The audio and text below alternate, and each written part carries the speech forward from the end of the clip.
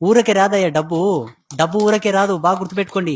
లక్ష్మీ అనుగ్రహం ఫ్రీగా వచ్చేటట్టుంటే లక్ష్మీదేవిని కమలం మీద కూర్చోబెట్టకుంటే, గుడ్లగూప మీద కూర్చోబెట్టకుంటే మన ఋషులు. మీరు ఒక్కసారి ఆ కమలాన్ని గుడ్లగూపని కనుక బాగా డీకోడ్ చేసి చూస్తే, డబ్బు ఎందుకు ఇంత కష్టపెడుతుంది మానవుణ్ణి, ఒక్క రూపాయి కొరకు ఇంత యాతన ఎందుకు పడుతున్నాడు జీవుడు అనేది మనకు అర్థమవుతుంది. ఆమెను రిసీవ్ చేసుకున్న తరుణంలో ఇద్దరు ముగ్గురు పక్కకు కూర్చుండ్రి. వాళ్ళు ఏమనుకుండ్రి వాళ్ళ మనసులో, ఆమెను అంత మంచిగా రిసీవ్ చేసుకునే మమ్మల్ని పట్టించుకున్న పాయ.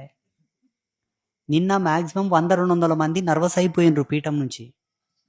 కొంతమందిని పిలిచామా పైకి, వాళ్ళకందరికి శాల్వాలతో సన్మానం చేశామా. మిగతా వాళ్ళు కిందున్న వాళ్ళని నేను చూశానో చూడలేదో అమ్మకి తెలుసు, నాకు తెలుసు. వాళ్ళని పిలవలేదు కదా. వాళ్ళు భోంచేశారో లేదో కూడా తెలియదు, కానీ వెళ్ళిపోయారు. వెళ్ళిన తర్వాత గ్రూప్లలో ఉండే వాళ్ళ ఫోన్ నంబర్లని లెఫ్ట్ అయిపోయినాయి.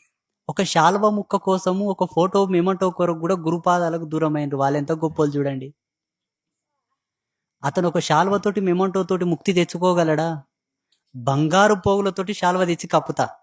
ఆ ఇచ్చినటువంటి ఫైబర్ మెమోటో ఏదైతే ఉందో అది వజ్రాలు పొదిగించి మెమోటో ఇస్తా. ముక్తిని తెచ్చుకోమని చెప్పు చూద్దాం.